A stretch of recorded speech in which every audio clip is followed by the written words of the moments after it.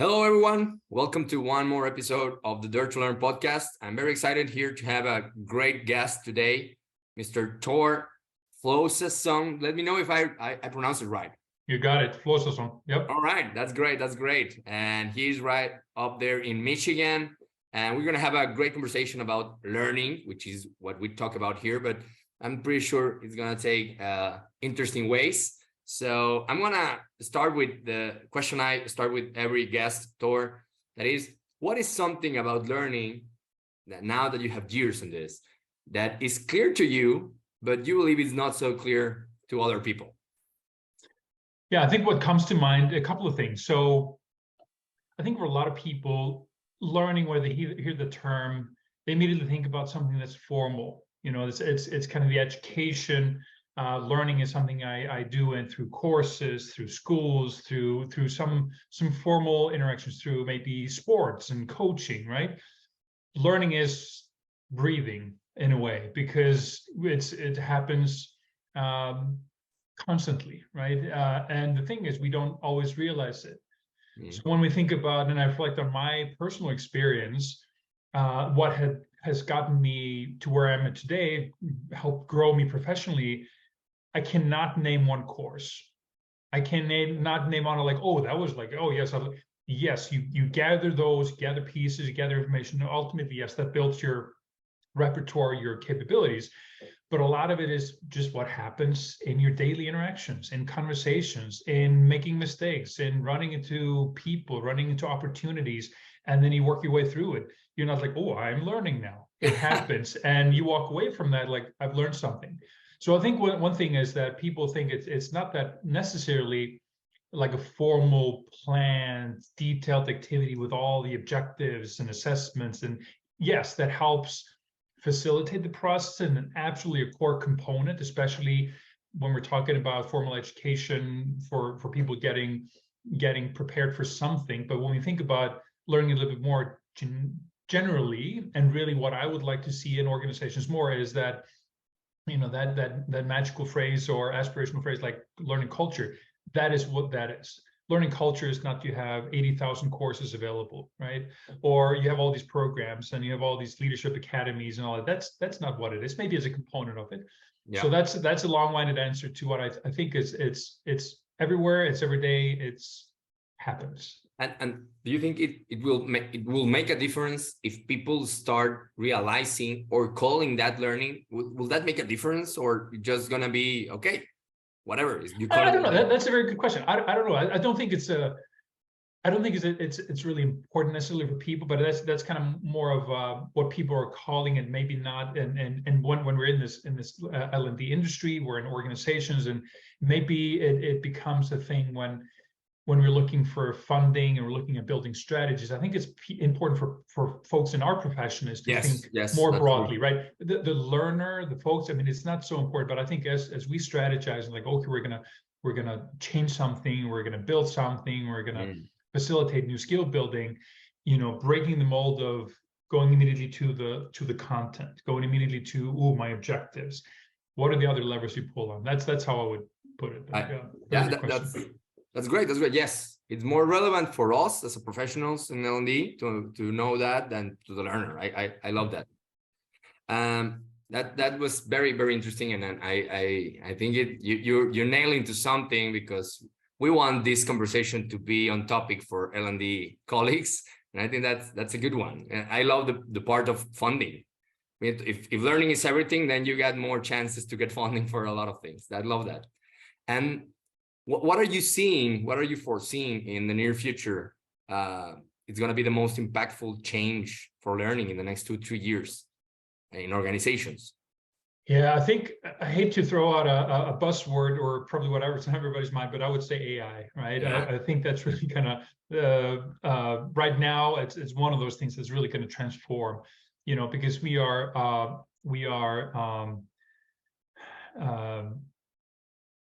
we're tapping into something that's going to just grow exponentially in terms of what it does, right?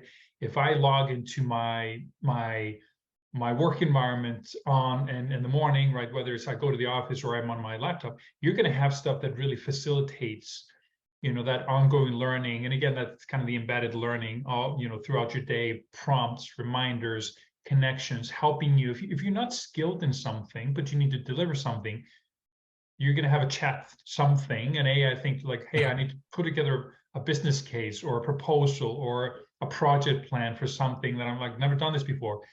If that thing, that tool, that magical gadget can tap into the right data sources, the tool can do it for me. So I look at it, right? I don't know it, I don't have the skill, but now I have an environment that helps me. And that's what a lot of when we talk about learning and memorizing things, like, do you, Diego, do you remember a single phone number besides yourselves? Your own number? Exactly. No, that's true. When we were growing up, we learned and memorized and all this stuff. Now we're starting to outsource a lot of that. So we might be focusing on more things that are, let's call them strategic or creative. But we can have the environment help us kind of, not I wouldn't say learn, but do some of the things we would have to learn how to do. So I think that's probably one of the biggest changes that's going to happen. Yeah, and to put this in context, we are in the middle of March of 2023, and it's so hot right now, this thing. And I mean, I was chatting yesterday with a friend and telling, I'm talking always about dare to learn. You need to learn, and I need to recognize that I'm a little bit scared. I'm always saying, don't be scared for learning. I mean, change because of the motivation of it and the thrill of learning. But I'm also aware of my own humanity about, I don't know what's going to happen. I'm actually been talking about this for 6 years, and now it feels so real. Yesterday, Google released the new workspace thing that they're going to do with AI. And it's honestly, it's a scary. I think it's a very on the edge between a scary and excitement, but yes. I don't know which way. It's one day at a time, right? Exactly. It is very scary. I think that's exactly. I described it exactly the same way to someone recently. It's exciting and scary at the same time because there's a lot of unknowns, right? What's going to happen? How fast? Like, am I going to be relevant as an employee, or how is this going to play out? Do we really need all these dedicated resources to do certain things? If it's like, type it into something or it picks up data and then it automatically delivers what's needed. So that's exciting. For people like us in L&D is how do we leverage that? How do we tap into that? And how do we start to experiment and explore and play with it, right? So yeah, that's true. That's right. And we need to start playing with it more. And I mean, there are so many things happening right now. It's just being near the water so we can spark a little bit of that water. It's important. So yes, I do think I'm very on the same line that you are. And well, a little bit of your story with learning, because the folks already heard about your professional career. But what about your milestones? Maybe talking about this big milestone that we are living right now as a learning and as a humanity, that it's AI. Can you tell us a little bit about you and your big milestones, and if that you can relate those to learning moments? You mean personal milestones going back, like where I've, my personal kind of career and I mean, for example, myself, I changed careers when I was 25. That was a learning moment, a humbling moment, and it changed my life 13 years ago. I'm now a learning and development specialist, which I was finance, marketing. And I recognize that as a very important learning moment for me. But there are others, but not necessarily related to learning. In this one, I really had to learn from scratch a lot of things. And I don't know if you have experienced that kind of things in the past. Yeah. So I think go way back. My parents are both teachers. So I grew up in a maybe that has something to do with where we are today. Who knows? But obviously so kind of that learning teaching thing has always been kind of in my immediate environment. So I think that's maybe a milestone experience way back, and then that it's always been kind of stuck with me is providing instructions and guidance maybe to others, and that's obviously started more with traditional like reading, writing type stuff, right? But I really got interested in that, and early on, and before I made the switch to kind of corporate learning, I did behavioral therapy. I've shared this in other forums, but I did behavioral therapy for kids, right, with challenges, whether learning difficulties or autism or behavioral problems. Wow. And that was really what technically, to some extent, I do today with a different audience. So you have somebody who needs to do something or learn something or adjust or change whatever that is. And okay, how do we do that? How do we help that person learn that new skill? How do we facilitate that process? So I did that for some time while still, and going to university and kind of try to figure out what's my longer term goal. And I kind of probably going to go into that kind of industry or area of doing, providing therapy or working with kids. But I realized at some point it's probably not financially sustainable, and it's probably not one where I have a lot of opportunities to go into different areas and things like that. So it's some barriers for me to be able to do this long term. So I made the switch, and like I still want to do this learning stuff, but I want to do it maybe in a different context that I might have more opportunities. So I moved to the US to go to grad school, so get formal education, learn like a lot, so we'll be better prepared to take on a challenge. So I really got more and more into that and found the ways, like, the organizations are doing a lot of this through L&D and other programs. There's a role for me somewhere, right? So that got me into that. I did research around education. I did my thesis and doctoral dissertation on instructional methods. So really got deep in the weeds on that. But having then the opportunity to join an organization to do instructional design work, and then it was managing processes, and then just gradually it grew where I saw there's a play here, there's an appetite need for what I do, and I am equipping other people to do their jobs and do it better maybe, or open doors for them. So that starts to be really, really rewarding. So I think that kind of bounced me into this space, and I've just been able to, and fortunate enough to have had opportunities to take on new roles, to take risks, right? I've definitely said yes to things that, maybe the better, or at the time, like, no, I should have said no to this, but I've really learned that risk taking is good. It's going to benefit you, even though can be difficult in the short term. That's so great. Taking on a big role, or a role that you're not an expert in, but I can do it. I can learn. I can make this work. So a growth mindset. Yep. There you go. That's great. All right. Yeah. And now, how long is your career on learning and development, corporate learning and development? How long have you been on this? I would say it's probably been anywhere from 15, 17 years ish, where I really got into that. Now I was doing some, when I was in grad school, I did some project work with a couple of pharmaceutical companies. So I was starting to dabble, but I was like formally in that environment, probably have 15, 17, 18 years, somewhere in there. Yeah.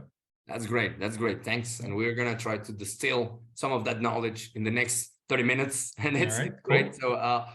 So jumping right into it, into the learning and development corporate world, what do you think are the trends, apart from AI that we have already more or less discussed, that are shaping or will shape in the near future the way people learn, and especially, of course, in the corporate world, but maybe a little bit further than that?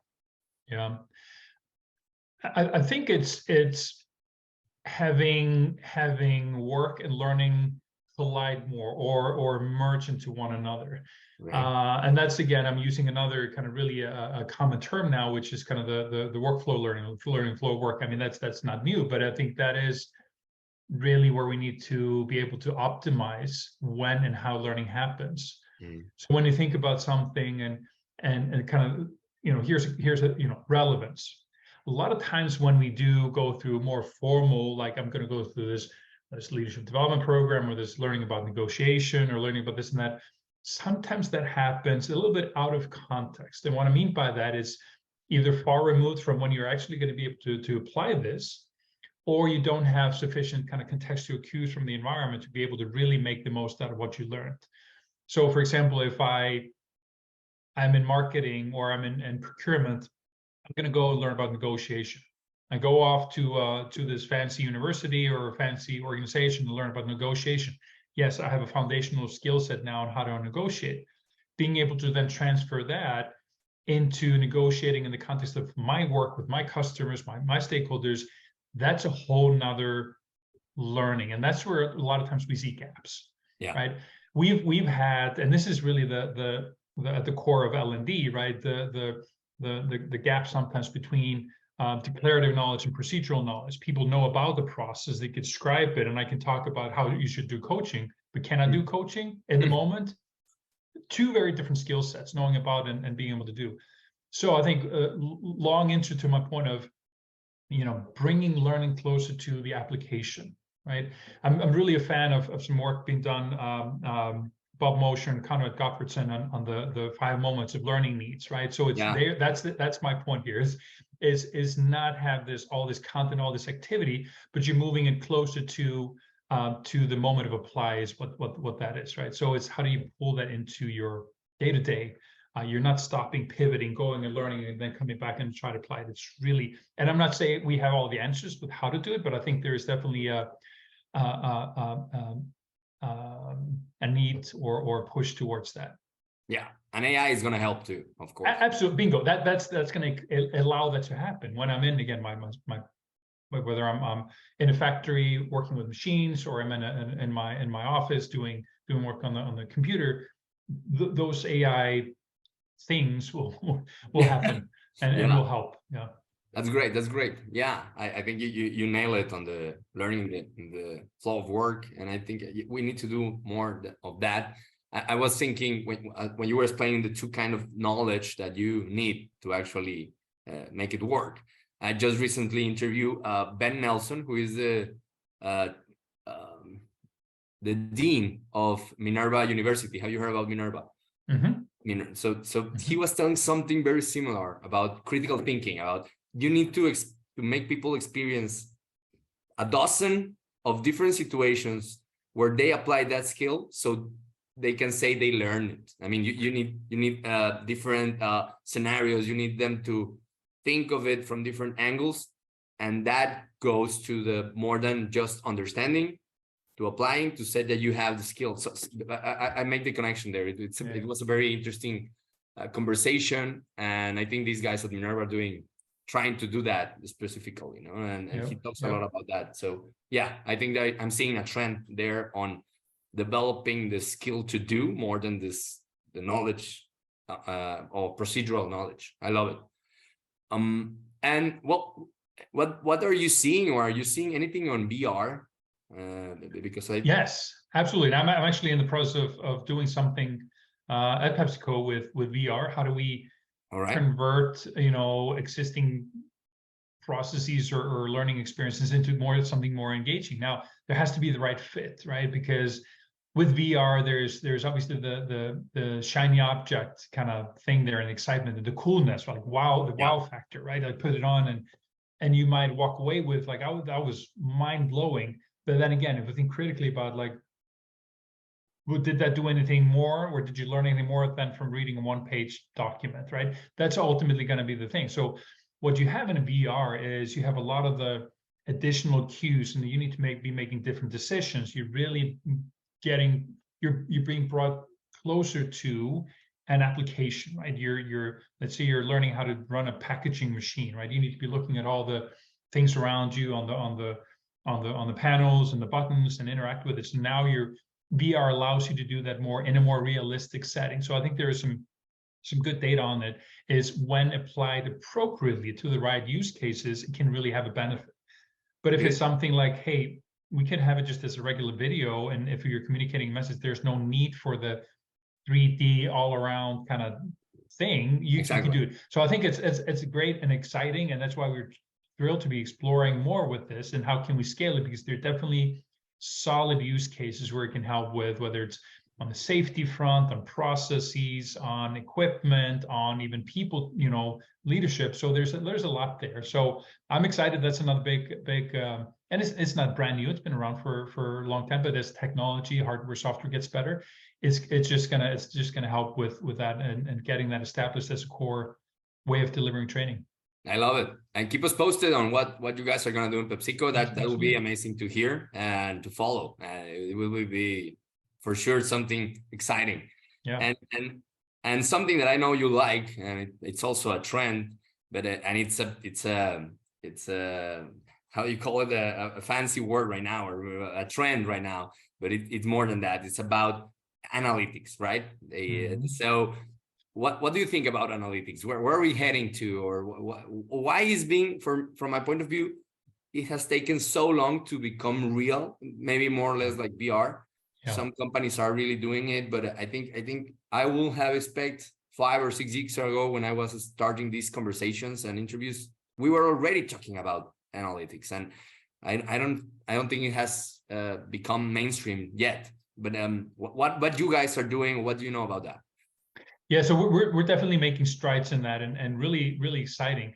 What has probably prevented organizations from doing what they're doing now and will be doing in the future is just access to all the data and the sophistication in collecting and organizing and then running some analytics and getting really the insights. Because yes, we've had data for the longest time, but then they may not have been accessible or in a format or captured in a way that they're useful, right? So data is one thing, useful data that will give you insights is a whole nother. So I think we've made huge strides with AI is again a big player there, but just tools and I would say sophistication and what we do with data and what we can glean from large data sets being funneled in from all a ton of different sources. So when we talked about analytics, people, let's say call them people analytics, 10 years ago or 15, 20 years ago, you would go to your HR system, right, to pull out like some retention data and some some of those maybe engagement data, and then run some correlations, and you have limited data sets. But now, as you can tap into you have learning data, you have performance data, you have external data from their business, sales data and all that. Now you start to aggregate everything, and that's going to unlock a whole new set of insights.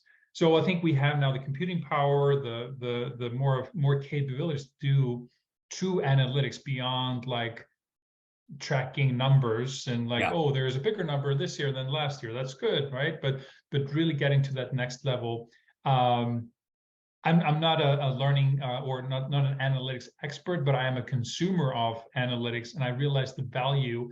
And I sometimes get very also, hopefully in the right way, skeptical on if I get some insights in from data that is not, the source is not real, right? So you always have to think about, okay, where's this data, where's this insight coming from? Tell me more about the sources. How was that captured originally, right? So you have to be a bit of as a consumer of data, is to you put on your research hat, you put on your empirical hat, like, okay, what is this telling me?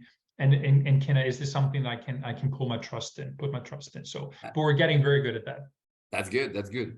And I want to ask you something, because everybody, it's always something that people, I would say, they push on through. And why didn't you ask some specifics vendors? So I don't know if you can talk about, because we already talked about AI, VR, and analytics. And I don't know if you can talk about some vendors or tools that you guys are using, because that's always a question from the public, from the audience. Yeah, so we do. I'm not sure if I can list off, or it would be appropriate to list off any vendors. I mean, there are some good vendors. Are you more asking on the data side, or more like in the technology? Yeah, for example, the thing that you're gonna do with VR, is that with Oculus? Are you dealing with Meta people directly, or? Yeah, in that case, we are partnering. We're partnering with a company called Striver to build out some of those. So they have very a robust process and setup for how they can create, deploy, and scale VR learning experiences. So that's it. We're testing out the solutions. We're testing out, see what the potential is. So that's one. And we get a lot of, obviously, emails and phone calls and have conversations. And the thing with technology, it's so rapidly changing and moving, and I mean there's when you look one way and you look back and like, oh, here's another 200 vendors doing LXP, or they're doing analytics and all that. So it's hard to keep up. Now what we're trying to do, obviously, is to have the right combination of technologies, right? Less is more. We want to optimize and make sure that it's not an overkill. We're meeting a need. Like, what does this business, what does a business and what do the people need? Let's make sure we have something that delivers to them. So yeah, I think the Striver is one. On the data side, analytics, do you have because I know at least from one company that I follow that it's cool. It's at least I have never used them, but I know they are very specific about HR analytics, which is Watershed. I Yes. know, but I don't Yeah, know if yeah. you guys have something like that. We are using Vizier, which is our data visualization analytics tool. So we're in process of getting that Cool. stood up and implemented for multiple for HR and people data. So it's a lot of fun when you start to look into those platforms to see things like, wow, there's no way that I would just look at the data set or trying to run my own and differences. Really, really exciting to be able to then leverage that for decision making and insights. So that's cool. Yeah, there's no Excel that can do Excel file that can there do no, that. not really. That's Yeah. great. That's great. Okay, so do you have any benchmarks about learning culture or what that you guys are doing to you mentioned learning culture? I think we have more or less covered it, but do you have recommendations for other L&D leaders or things that you are seeing in other companies? I'm pretty sure you've been around that you can talk about, maybe some specific examples to inspire others. Absolutely. So one that I have my kind of own, and this is not mine, right? I've just gathered up over a long time. There are like 6 kind of elements or components that make up learning culture, right? So I can go quickly through the way, and this is again my version, but not mine because I've been pulling and borrowing from others. So it's one thing, if you're learning culture, you have a learning strategy or approach or an environment that you've created within the company that is really matching up against where the company's going. So it's a good old linking your learning efforts and strategy to where you're going as a business. So that's the one, if you want to create a learning culture at a company. So it has to be connected. It can't be fragmented, decoupled from that. Good. The second one is, the emphasis that the organization places on learning, on continuous learning. It's really part of their core values, right? And they're intentional about it. So they talk about it. It's very explicitly stated that this is part of how we run the business. Learning is part of it. That's not so. Strategy, the values. The third one is really there has to be internal expertise or capability, with leaders on how do you build learning strategies? How do you make sure you're mapping things appropriately with processes, with technology, with resources, with data? How do you make an impact? So you need that knowledge and expertise. So strategy, value, expertise. You mean expertise from leaders across functions, or L&D leaders? You're meaning somewhere in the organization there has to be an entity, a people team, somebody who can facilitate that process across leaders, right? So you need to have that. Let's call it, for the sake of this definition, like L&D expertise somewhere in the organization that can be scaled or activated across, right? Yeah. The fourth one is really access. So do people generally have access to opportunities to learn, right? Whether they're formal or informal, there's mentoring, there's coaching, there are courses. So that's one. There's broadly accessible. The second to last one is, and that goes back to something, a little bit of what I talked about earlier, is senior leaders, they are actively involved in creating and promoting that learning culture, right? By through role modeling, to what they talk about, what they promote, what they advocate for, all those things. So, and the last one is, for learning culture, there's some sort of recognition or feedback or incentive or something that the people get for their efforts. And there's like, wow, you put in a lot of effort, you've learned, like what's that feedback mechanism? What's that recognition mechanism for that? So it's again, strategy, the value, the expertise, access, executives or leadership on that, and then recognition and reward. So those are the components I typically use when I'm like, do we have active learning culture? And this kind of almost like a mental checklist that like, oh, we need to do more with, we're saying we have a learning culture, but nobody has access to our learning. That's okay. We need to work on that. So that's great. Hopefully that makes sense. No, yeah. It was amazing. And I think I don't remember exactly, for example, the Amazon values or the Amazon, I think there are 9 leadership behaviors. And I remember one of those is kind of very related to learning, for example, or Microsoft with Satya Nadella, that we are the learn-it-alls. And I was trying to think on examples that we all know about how they actually put their money where their mouth is, or something like that. I mean, this part of the senior executives, I know is everyone in every function want to have that in the executive's mind. But I think, yeah, if we want to aspire to a learning culture, it has to be role model. So I love that fifth element. So and everyone, all of those. Do you believe that? Well, how do you believe that we should evolve on the let's say what is urgent for us to evolve in the L&D function? So in a rapidly evolving environment, we need to evolve with it, right? Because businesses don't stay the same. We can't stay the same. So that's as a fundamental premise. Yes, we need to evolve. I think we need to evolve as and continue to evolve, because I think we are, as a profession, good at this in many cases, but evolve with the business. So you're there to support, to activate, to facilitate, to coach, to mentor, to guide. So I think that evolution of what we do it has to be that we have to be connected, and we need to move with the business. We need to be try to get ahead of the curve where there are big things externally changing that is not learning related, but they're business related. That's going to change how we operate, what the business models are, how we resource, how we hire. So all of those things, I mean, evolution, it's like, what I would say is we need to be continuous learners ourselves. And through that is asking the right questions, being curious, being critical thinkers. But like at the end of the day, we always have to be anchored in where the business is going and evolve with them.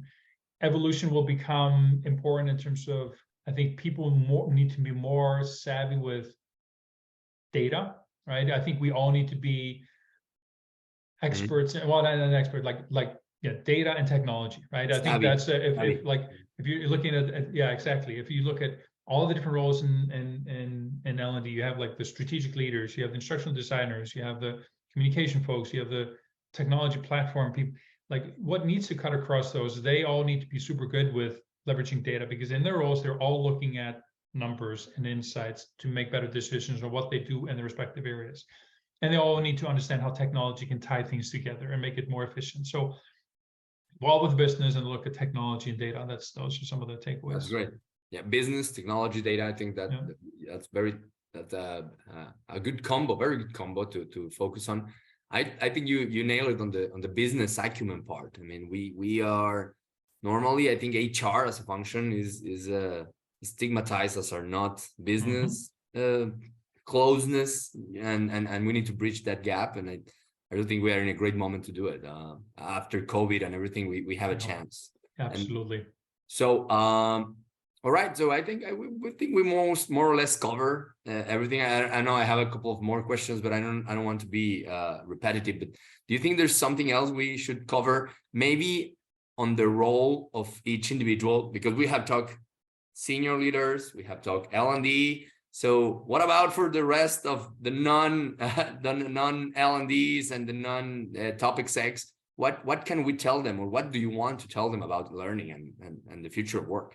Yeah, I think it's just reinforcing the messages that are definitely coming out through all different channels. And it's coming from, I mean, it's coming from even in the US. President Biden was even talking about the importance of skills. He was like, okay, diplomas, formal education, degrees is not everything.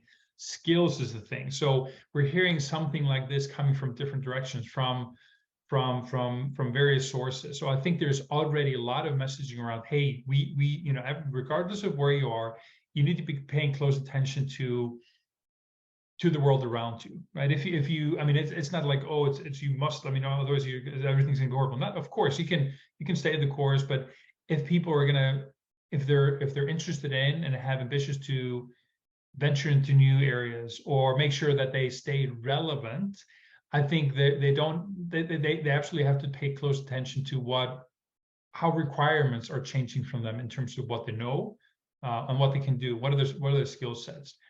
Will I be, and I'm looking at me like personally, if I have the same skills I have today, would I be marketable in 10 years? Probably not. A lot of things will change from now until 10 years from now.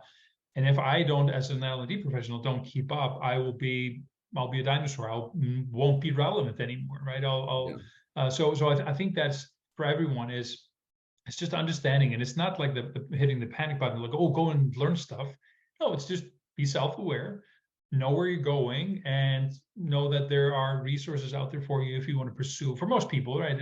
I'm not saying everybody has equal access, but for example, at Pepsico, we have a great environment to learn and explore and pursue career opportunities.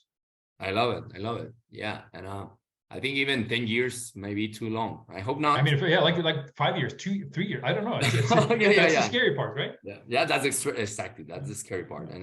But yeah, we need to transform the feeling of being scared to the feeling of being excited. It's hard, but we as L&D need to promote it definitely. And yeah, I love it.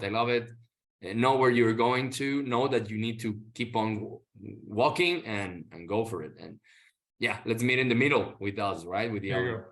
Yeah. So a couple of closing questions, Thor. Maybe you already covered this, but let's jump into it. If I ask you, how do you learn? How do you actually, behind the curtains of the corporate world, what do you do to learn yourself? I mean, what are your tricks? Yeah. I'm curious, and sometimes, I mean, I get easily distracted, right? I see a book on Amazon, I buy the book, and I read the book, and I see that I'm not very. I mean, in some areas, I'm trying to stay thoughtful and planful. Like, I need to get better, and that I do that. But I chase a lot of interesting ideas and try to study up on them. Whether it's, again, reading a book, doing online. Other things is, and especially when we're learning about, like, actually doing something. I do play instruments. I play drums. So I really, how I learn is I see somebody model something, and then I try it out, and I try to build fluency on that. So it's, when it comes to skills, so how I learn, how I collect just knowledge, or how I actually build through skills. The skills I try to just, try things out. So, for example, recently I remodeled my kitchen. I did everything myself, right? I'd never done that before. I just did my, exploration on YouTube and bought some tools, and asked some people, and I just understood what I had to do, and then I went out and figured out how to do it, and then I did it, and then I just made a mistake, I'll fix it and do it again. So it is really a combination of how I learn. Is I'm curious, I go after ideas and explore, but then I also try to really do and learn an actual skill, such as putting up a new kitchen. How is it? You like it? I'm thrilled. My wife is thrilled. So it came out nicely. Yeah. The second opinion is more important. That your wife. Yeah. So I have, if I want to do, you asked me in the beginning here, my milestones and transition. Maybe I become a contractor here down the road at some point. Yeah. Maybe putting up kitchens or contractor, right? Who knows? Maybe we're on the verge of a milestone for you. Yeah. Who knows? All right. So you have what's next to you? What's coming up in the next months for you and Pepsico and your professional journey? Yeah. No, we continue to build out exciting things. We're building new capabilities and make sure we have what it takes internally to be able to provide kind of learning as a service to the business. So having almost like an internal learning factory with end-to-end support for what the organization may need. So it's a longer term initiative, but we're making some meaningful progress this year. Love the learning as a service thing. I think I never heard it quite like that. That's cool. I'm stealing that. All right, and some recommendations that you have, maybe some podcasts, books, apps. What do you like to recommend to the folks? I'm not yet. I need to get more dabbled in podcasts. I'm not like I sometimes somebody sends me it, but I'm more of I like to sit down and read books. I'm reading a book right now called Deep Work. I think it's called Deep Work. From Cal Newport. Yeah. There you go. I love that guy. Yeah. So I'm really, because you got it on your shelf somewhere. I have it here somewhere. Yeah. I'm going through that right now, because that's something in my role, and many of us, we get pulled into many different directions, and a lot of it's I need to free up, have headspace, and really dive deep. That's another one. I'm also reading So I read Nudge. I mean, that's it's been around for a long time. A couple of economics. That's cool. It's yeah, in the area of economics, but it's so those are a couple that are on my nightstand right now. Nice. Do you watch movies or TV shows that you like to recommend? Yeah, I mean, I'm not as much as I used to. So I haven't watched TV shows for like a long time, but we do. I mean, family, we're gonna have movie night tonight, and my boys have yet to watch The Big Lebowski, so it's time for them to see that one. We're gonna see hopefully at some point the Indian movie RRR that got some recognition at the Oscars. Yeah. So I'm more of a watching movies than TV shows, because what I find with TV shows is commitment. Like, oh, it's a series, I need to like spend. But when they're good ones, my favorite of all times is Breaking Bad. I mean, that sucks you in, and that's a long commitment. It's a long commitment worth every minute. So yeah. When those come along, I do tend to lean in, but I'm not a big movie or not big TV series that's watcher. Cool. Yeah. No, I love it. I love your recommendation. I need to recommend back this one.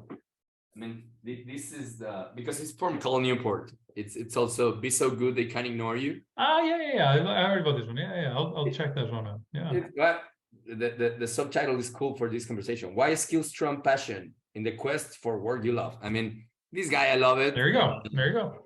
I think, yeah, very, very on point, and you will enjoy a lot, and probably you are already. And thanks for the recommendations on the movies. Yeah, Big Lebowski, great milestone. So let's see what your boys think about it. Yeah. So thank you very much, Thor. It was a pleasure. I'm really thrilled to learn and to hear what you guys are doing, what you are doing, and I'm pretty sure.